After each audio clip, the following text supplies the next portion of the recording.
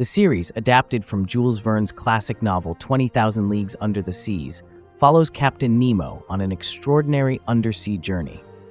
Set in the 19th century, the story begins in the Indian Ocean, where a sea monster attacks a merchant ship. Captain Youngblood, eager for profit, pursues the creature. However, they quickly realize it's far larger than expected. Before retreating, the monster destroys their ship, leaving them stranded. To their shock, it's not a beast, but a massive submarine. From the hatch emerges Captain Nemo, the enigmatic commander of the Nautilus. Previously, Nemo had been a penal laborer in a British colony, working on a secret ship. When the time came, he and his comrades overpowered their captors, taking control of the vessel. In a fierce struggle, they cut the ship's moorings amidst a hail of gunfire. Despite casualties, they managed to launch the Nautilus, securing their freedom. Now in command of the submarine, Captain Nemo embarks on a voyage across the world's oceans, leaving behind a life of enslavement and forging a new path beneath the waves. As the Nautilus broke free, it began its thrilling journey, 20,000 leagues under the sea. The crew, led by designer Benoit, quickly adapted to their roles, guiding the submarine deeper into the ocean. On shore, guards fired in vain, unable to damage the Nautilus. At the helm, Nemo navigated through dangerous underwater crevices, knowing a single collision could be fatal. Fortunately, they emerged into open water, though the East India Company would surely pursue them. As oxygen dwindled in the cabin, Nemo prepared to surface. Suddenly, a merchant ship mistook the Nautilus for a whale and attacked. Nemo retaliated, ramming the ship at full speed. However, on its first dive, the Nautilus suffered a turbine malfunction during the attack. Though they destroyed the ship, the submarine sustained significant damage. Nemo rescued the women and children from the wrecked vessel and set the captured guards adrift. After a tense exchange, the Nautilus submerged again. Nemo planned to head to the North Sea to search for a lost Spanish treasure. However, Benoit suggested they first stop at a French port for repairs and supplies. The North Sea seemed unreachable, with food running low and additional passengers on board. Lucas, anxious after overhearing the plan, confronted Nemo. She had been en route to Mumbai to find her fiancé but was abducted by Nemo. Now, fearing for her life, she demanded answers. Their tense conversation was interrupted by a strange noise. Sperm whales were surrounding the submarine. The crew was mesmerized, but Nemo sensed danger. Rushing to the engine room, they discovered they had descended over 100 meters, and the turbine had failed. If they didn't fix it quickly, the deep-sea pressure would crush them long before they ran out of air. Lucas claimed she could fix the turbine at a critical moment, but Nemo hesitated to trust her. As the hull creaked under deep-sea pressure, Nemo set aside his pride, and Lucas took charge. She instructed the crew to create a makeshift pressure valve. They cranked the lever desperately, but the Nautilus still didn't rise. The frantic efforts depleted oxygen, leaving everyone dizzy, including the dog. Lucas, staying relatively clear-headed, suspected a leak. Amidst the crew's labored breathing, she detected a faint hissing sound. Tearing off part of her skirt, she soaked it in oil and wrapped it around the leaking pipe with Nemo's help. The repair held, and the crew used their remaining strength to bring the Nautilus to the surface. As they breathed in the fresh air, thoughts of returning to the land grew. The crew, still a makeshift team with limited resources, began considering leaving. Lucas and the female caretaker packed their bags and, seeing land nearby, jumped into the water, followed by 2 Indian crew members. Nemo watched helplessly, unable to stop them. Soon, a squad of guards arrived on shore, alerted by the East India Company. They commandeered boats and chased the escapees. Realizing the danger, Lucas turned back to the Nautilus. She knew the East India Company wouldn't spare anyone to reclaim the submarine. Meanwhile, the Nautilus suddenly lost all power. Nemo and Benoit searched for the cause, but found nothing. Lucas returned and calmly removed a wire she had previously tampered with to ensure her escape. Frustrated, but with no time to dwell on it, Nemo refocused on fleeing the guards. As the crew resumed their stations, the Nautilus began to sink, leaving the guards on shore, watching helplessly as the vessel disappeared beneath the sea. Though they had escaped the immediate threat, Nemo knew maintaining morale among the crew would be challenging, as coercion wasn't his way. As Nemo pondered his next move, an opportunity arose. A whaling ship used a young whale as bait to catch a giant sperm whale, causing a moral dilemma among the crew. Initially, Nemo didn't want to intervene, but a comment from the female crew member Suyin made him reconsider. Mother leading them away from her calf. The Nautilus surged from the water at Nemo's command, startling the whalers. Before they could react, Nemo leaped from the deck towards the harpooned mother whale. The whalers retaliated with shotguns, but the Nautilus crew united. The first mate controlled the submarine's distance, while the sailors fired shots to buy Nemo time. Nemo cut the rope, grabbed the harpoon, and sank with the whale into the depths. Shortly after, he returned with the harpoon, boosting the crew's morale as they experienced the power of teamwork. Riding the victory, Nemo tried to convince the whalers to release the whale calf, but they refused, as their livelihood depended on it. With no money, Nemo impulsively threw Lucas's gold bracelet to the fisherman, settling a score with her and honoring her earlier agreement to save the whales. However, the bracelet was a keepsake from Lucas's father, and Nemo regretted his impulsiveness, vowing to make amends. Their interference drew the attention of the East India Company, which sent the Fearless, a steel warship, to pursue them. Equipped with sonic detectors, the Fearless could detect the Nautilus underwater. Nemo ordered the crew to shut down the engines, hoping to avoid detection. However, while Nemo could silence his crew, he couldn't silence the dog. The Nautilus was discovered, and the soldiers on the Fearless prepared to drop a bomb. With the torpedoes unloaded, the crew had no choice but to evade. The Nautilus sank deeper, reaching 100 meters. On board the Fearless, the relentless company manager Crawley extended the fuse to its maximum, preparing to drop another bomb. The crew held their breath, knowing that a direct hit would mean certain destruction. The bomb exploded 5 meters away, but the Nautilus's iron hull remained intact. However, strange sounds from terrifying deep-sea creatures were detected before the crew could celebrate. Inside the Nautilus, the dog barked frantically at something. Blaster, suspicious, approached a cabin and spotted a pair of guards' boots. Suddenly, a giant squid's tentacle slapped against the window, tightly wrapping around the Nautilus. Captain Nemo tried to start the engines, but they were immobilized. As the tentacles squeezed tighter, the crew felt the looming danger of the submarine's glass shattering.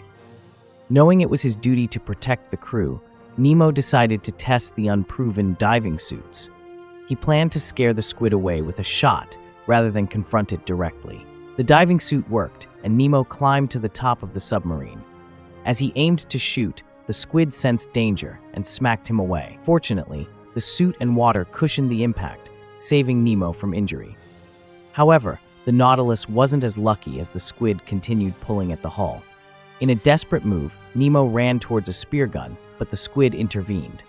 At that critical moment, the mother whale Nemo had saved earlier returned, grabbing the squid's tentacle and engaging in a tug of war. For the first time, Nemo felt the insignificance of humanity. Luckily, the whale won, biting off the squid's tentacle and driving it away, much to the crew's relief. Returning to the submarine, he was greeted with cheers, but the Fearless warship still loomed above. Starting the engines would reveal their location. Nemo devised a plan. He fired a torpedo loaded with noise-making items to distract the warship. The scout on the Fearless excitedly took the bait, and Nemo's strategy worked, allowing the Nautilus to escape once again. As the Nautilus prepared to resupply on shore, Lucas noticed the dog tugging at her skirt, signaling something urgent. Blaster had been captured by a guard who had infiltrated their ranks. Lucas remained calm and assured the guard of his safety, leading him to lower his weapon. This guard, who had been accidentally left behind during Nemo's escape, revealed he didn't want to be a soldier and preferred a sailor's life. Nemo, skeptical but persuaded by Lucas, agreed to spare him and promised to release him at the next port. Resupplying presented a challenge. The British Empire's reach meant the East India Company could pursue them anywhere. Nemo suggested an island in Dutch-controlled Indonesia, which had tensions with Britain, making it a potential safe haven. However, the Nautilus's size made it an easy target. Upon landing, they were spotted by local guards. The local lord, Caesar, initially saw Nemo as an ally against Britain, but laughed at the goods offered in trade. Recognizing Nemo as an Indian prince with ties to his father, Caesar agreed to provide supplies for free, but needed time. He invited the crew to his palace. Lucas, eager to declare her noble status, and Nemo, curious about his father's past, joined Caesar while some crew stayed behind to guard the Nautilus. The East India Company guard, Cuff, was locked in a dungeon as the crew enjoyed a rare moment of leisure, unaware of a larger scheme at play. Designer Benoit discovered an ancient book in Caesar's library mentioning Atlantis, sparking excitement. Meanwhile, the crew noticed that Caesar's supplies were spoiled. Realizing something was wrong, Kai rushed to the palace. In Caesar's study, Nemo learned that his father had been a minor king in India who was ousted and imprisoned by capitalists.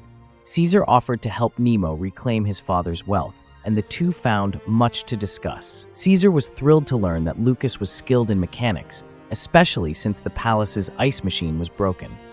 As they headed to the living room, Nemo reflected on his father's legacy. Curious, he sneaked back to Caesar's study to take a photo of his father as a keepsake, but discovered a telegraph machine signaling Caesar's betrayal to the East India Company. Caught in the act, Caesar admitted his treachery, citing British generosity as his motivation. While Nemo was thrown into the dungeon, the crew outside enjoyed a buffet. Rumors of local cannibals made the militia's fierce looks unsettling, but the militia was simply envious of the food they had never tasted, despite years of service to Caesar.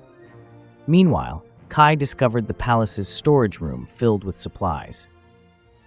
As Lucas finished her repairs, she heard whispers from beneath the floor and found young girls laboring to move coal in the basement. Moved by their plight, she led them to the buffet, shocking the militia, who were the children's parents, forced into servitude by Caesar. The girls' fathers signaled them to hold back, but the food temptation was too strong. Having humiliated Nemo and released the East India Company guard Cuff, Caesar arrived at the scene.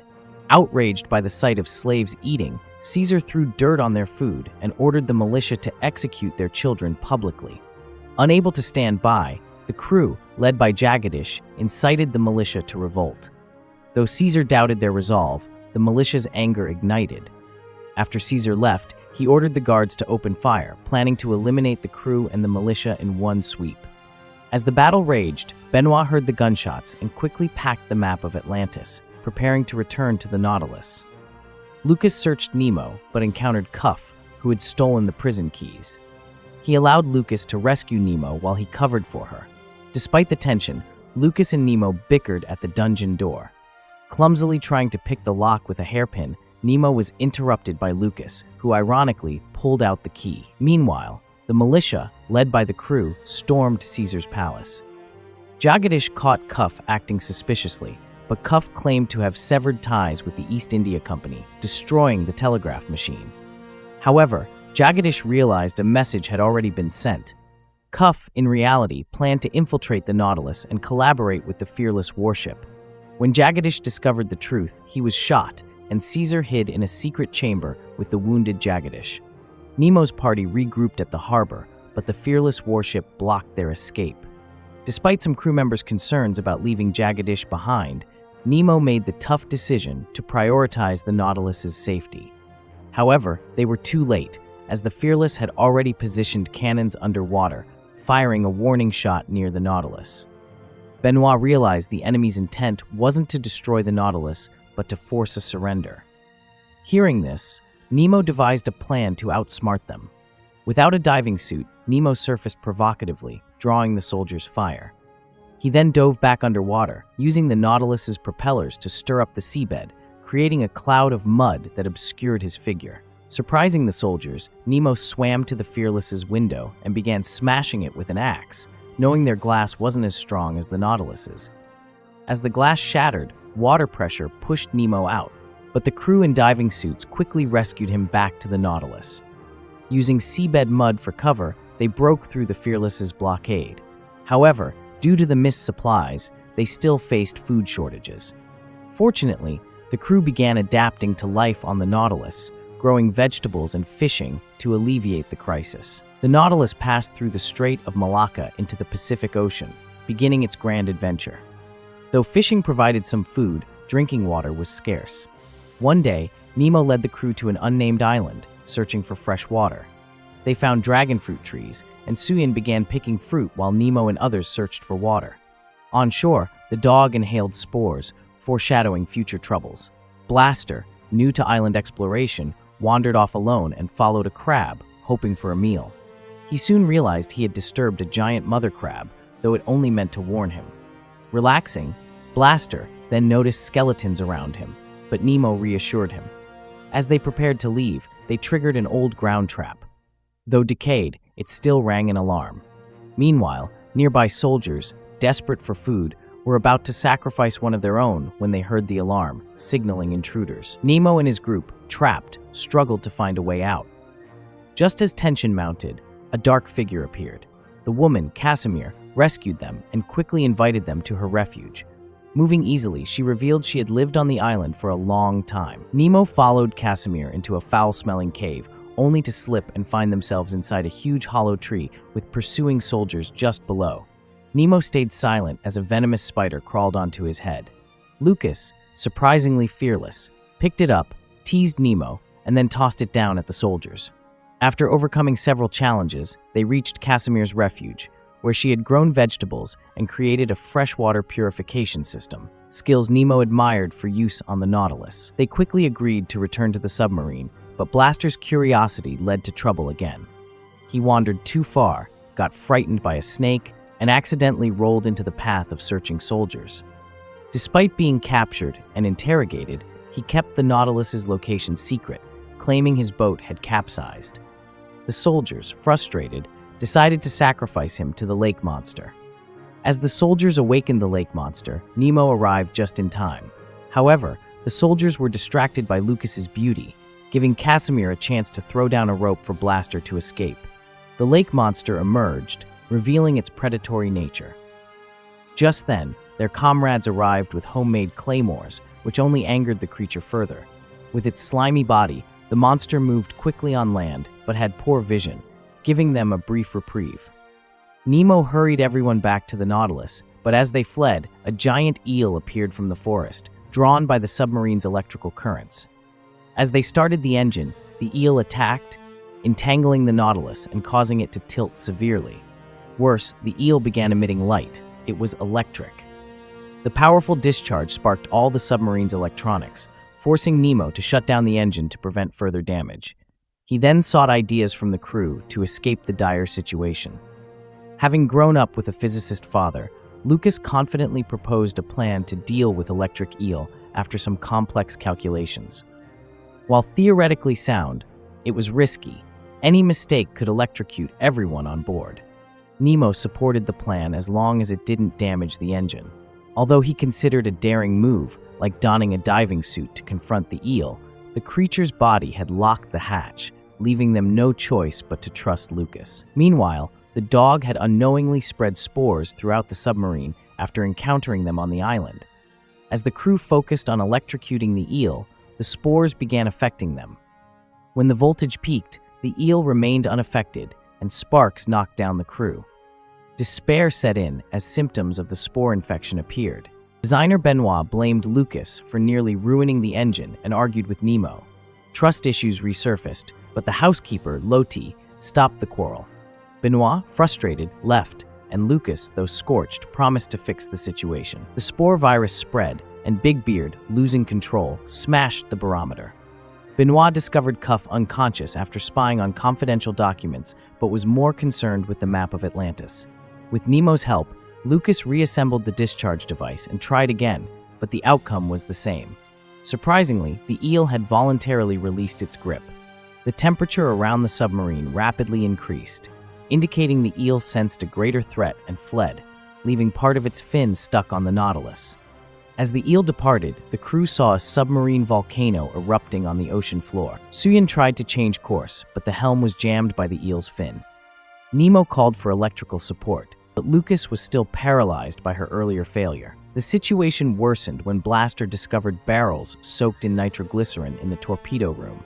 If the temperature rose too high, the Nautilus would be destroyed. Blaster couldn't move the barrels alone, so Nemo sent Kai to help while he prepared to don a diving suit to remove the stuck fin. Unbeknownst to him, the spore infection was spreading.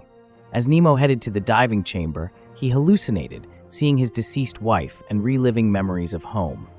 Overcome with emotion, he collapsed, unconscious. Meanwhile, Kai and Blaster moved the explosives to cold storage. Blaster noticed infection marks on Kai's hands, but they disappeared in the cold, revealing that the cold could cure the infection. However, if they had moved the crew to cold storage, the Nautilus would have entered the volcano. Lucas eventually rallied herself and found the submarine eerily silent. She discovered that everyone had lost consciousness except Kai, who informed her that lowering the temperature could save the crew. Determined to fix the situation, Lucas decided to don a diving suit and remove the fin while Kai controlled the submarine. Despite her fear, Lucas braved the warm, red waters outside the Nautilus. As she made her way to the front of the submarine, the black infection lines appeared on her face, and she began to feel the effects. She hallucinated about her father's death, but, inspired by his words, found the strength to continue. Fueled by courage, Lucas wiped away her tears and pressed on to save the Nautilus. Enduring the intense heat, Lucas bravely climbed towards the eel's fin, but realized her rope was too short, just 5 meters away. Without hesitation, she unfastened it, leaving no way back. With a leap, she reached the fin as the Nautilus faced a critical moment. Using all her strength, Lucas removed the fin, allowing the Nautilus to shift direction and narrowly avoid a volcanic waterfall. The impact sent Lucas flying, and she struggled to grasp the Nautilus's smooth hull. Inside, the crew began to recover from the spore infection as the temperature dropped. While they celebrated their survival, Nemo realized Lucas was missing. He ordered the crew to turn back, unwilling to lose her. Fortunately, Lucas was found, but she wasn't breathing, plunging everyone into despair. Designer Benoit refused to give up and used parts from a machine gun to create a makeshift pacemaker. After several attempts, he miraculously revived Lucas, and the crew cheered as Nemo officially welcomed her into the Nautilus crew. After her recovery, Lucas mentioned seeing a strange structure resembling an ark on the ocean floor, which she initially dismissed as a hallucination. But Benoit recognized it as the lost civilization he had been seeking, Atlantis. Though Nemo was skeptical, seeing Lucas's agreement and Benoit's determination, he agreed to the expedition, realizing that exploring the unknown seabed was Benoit's dream, just as revenge was his. A 5-person exploration team was formed to investigate Atlantis. Cuff considered fishing during the mission, but Benoit reminded him it was a scientific expedition. Equipped with electric spear guns, they began their journey. As they descended, Benoit confirmed Lucas's earlier sighting. There indeed was an ancient structure, the Atlantis Ark, made of neatly arranged hexagonal stones. They discovered stairs leading to a spacious platform and, following the water flow, swam upwards to a new area. The team activated their glow sticks and explored the mysterious surroundings. Giacomo stayed to guard the exit while the others ventured deeper. Lucas identified fossils of crinoids, ancient marine creatures, on the rock walls. However, when Cuff trembled in fear, Lucas realized the crinoids were still alive, clinging to the rocks. Lucas's glove tore in the chaos as she cut through the creatures. Captain Nemo arrived, seeing the crinoids swarming the walls, and ordered an immediate retreat. Despite the danger, Benoit eagerly explored a tunnel. Nemo, trusting Lucas to lead the Nautilus if he didn't return, went after Benoit. Benoit found a glowing stone inside the tunnel, but was interrupted by Nemo. As they hurried back, the glow sticks faded, and the crinoids closed in. Just 10 meters from the exit, Benoit tripped and was dragged back by the creatures. Despite his struggle, he gave Nemo a determined look, signaling his acceptance of fate. As Nemo's helmet cracked, the others faced their dangers. A group of unnamed marine creatures attacked the remaining team members, and Lucas's torn glove attracted a shark. Their electric guns became their lifesaver at the critical moment, allowing them to fend off the threats and survive. Nemo staggered out of the tunnel, collapsing from suffocation after holding his breath to escape. In a desperate moment, Giacomo swapped their helmets, helping Nemo back to the Nautilus. Although safe, they had lost Benoit forever.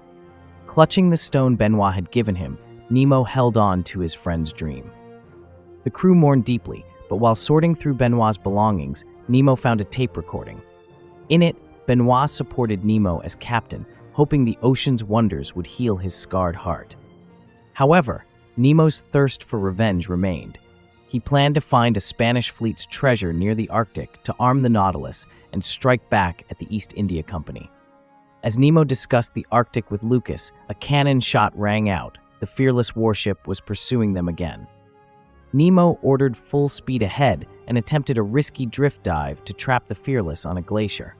The maneuver nearly failed as the Nautilus crashed into the ice, but the Fearless fared worse, becoming stuck in the Arctic with jammed propellers. The Nautilus also sustained damage, and Nemo realized they needed the Fearless's forge for repairs. Forced to negotiate, Nemo proposed a trade: use of the forge in exchange for freeing the Fearless. Captain Youngblood agreed, but added a condition. He wanted Lucas, whose fiancée was on the Fearless, included in the deal. Nemo refused, insisting Lucas could choose for herself. Reluctantly, Nemo returned to the submarine, unsure if Lucas would stay or go. As part of the deal, the crew tied chains to the Fearless, facing mocking from the soldiers, who claimed they were destined to be laborers. The tension between the two sides intensified. While Lucas went to the forge to repair a part, Captain Youngblood and Nemo organized a snow cricket match to ease tensions between their crews. Despite being a sport for British royalty, Nemo's crew outplayed the soldiers. Meanwhile, Lucas faced challenges of her own. She had never met her fiancé. Her mother arranged their engagement, leading to awkward conversations in the forge. Pitt, who believed women shouldn't work with hammers, tried to converse with Lucas, but was dismissed. Frustrated, he joined the cricket game, only to cause his team to lose. After finishing the repair, Lucas decided to return to the Nautilus and continue exploring. However, Pitt disagreed, believing Lucas was already his due to the dowry he paid. He forced Lucas back to her room and insisted she join him for dinner, but Lucas, changed by her underwater adventures, refused. The housekeeper, who had initially escorted Lucas to her wedding, also rebelled and stabbed Pitt in the foot, helping Lucas escape. Meanwhile, Nemo, preparing to attach the chains to the Fearless, hesitated, hoping to see Lucas. Due to the truce, the soldiers didn't dare fire, so Lucas and the housekeeper used ropes to slide to the ice and return to the Nautilus. As the submarine's engine started, it dragged the Fearless from the glacier. As they escaped, Pitt, furious, ordered the soldiers to fire on the Nautilus. Captain Youngblood mocked Pitt for breaking the truce, but Pitt, consumed by humiliation, didn't care. He fired a cannon, but the unlit fuse only caused a small dent in the Nautilus. Youngblood then stopped Pitt with a pistol before he could fire again. Once the truce was broken, Nemo assumed the Fearless had betrayed them. In anger, he grabbed a hammer and went on deck to break the chain holding the Nautilus. Soldiers began shooting, but Nemo dodged bullets and successfully unchained the submarine, escaping back on board.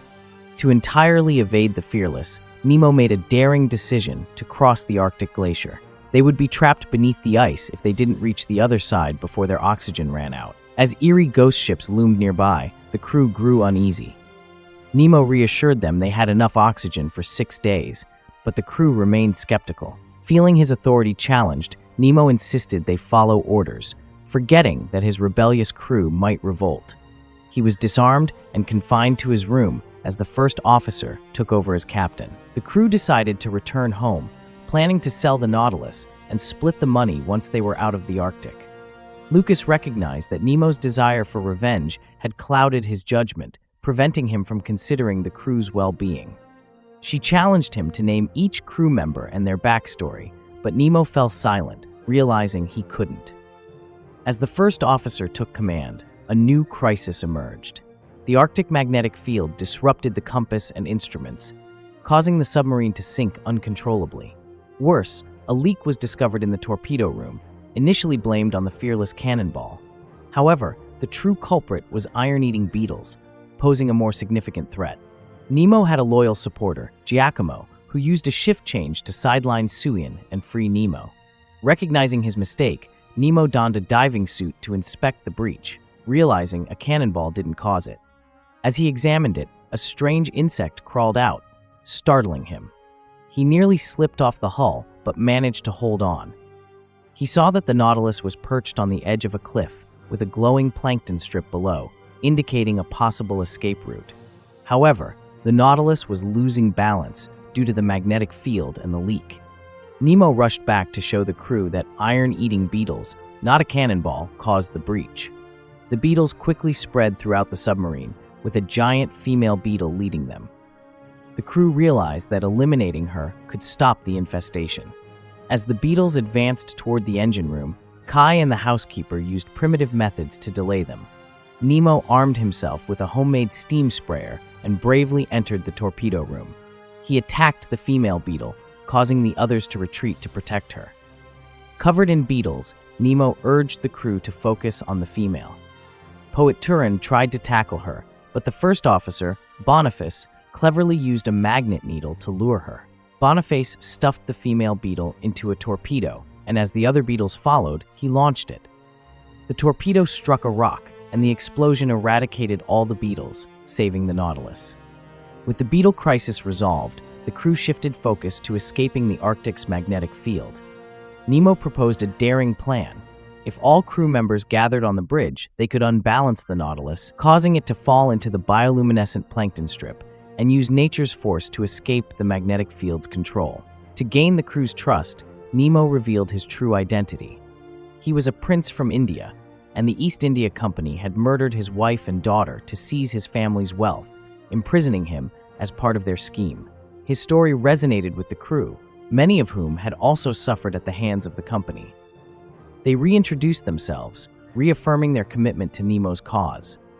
As Nemo and Boniface embraced, the submarine's balance shifted, and the Nautilus plunged off the cliff, speeding through the Arctic. The waters were filled with skulls when they reached their destination, signaling danger. The crew cautiously proceeded, discovering the underwater Spanish fleet and the treasure-laden seabed. As they explored, a grand scene unfolded, with tall stone pillars resembling a hidden paradise. Nemo, leading the search, found an ancient ship, but the treasure chests were empty, and the skeletons appeared lifeless until they were suddenly attacked. Nemo awoke to find himself and the crew captives of a tribe led by a woman claiming to be Freya's guardian. This tribe of women had guarded the underwater treasure for generations, killing any who dared to seek it. The skulls they had seen earlier were warnings to outsiders like them. As the crew faced execution, Nemo struggled and shouted, invoking the tribal law he had read about. Criminals have the right to defend themselves. The Queen agreed to a defense ritual to entertain the warriors and allow them to investigate the Nautilus. Despite their grim situation, Nemo noted that the tribe had salvaged the treasure they sought. From the decorations to the Queen's ruby, everything held immense value. Meanwhile, two tribal warriors infiltrated the Nautilus, where Suyin and Blaster detected them. Though outmatched, Suyin fought fiercely, aided by Doggy. When Blaster threw her the safe's key, Suyin retrieved a firearm unfamiliar to the warriors, forcing them to retreat. Nemo began his defense, arguing that his quest for the treasure was to fight the East India Company and free India from colonial rule. The crew supported him, urging the Queen to see the world beyond their isolation, where their wealth could buy power. Though the Queen was almost convinced, she sentenced them to death. As the warriors raised their spears, Nemo and the crew broke free, sparking a chaotic battle. The crew, familiar with surface combat, gained the upper hand and even began looting the tribe's treasure. Nemo urged them to escape by jumping off a waterbound cliff, knowing it wouldn't be fatal. As they fled, the desperate Queen threw a shield, injuring Cuff. She captured Nemo, but he seized her ruby and jumped off the cliff. In the water, Nemo saw Cuff struggling.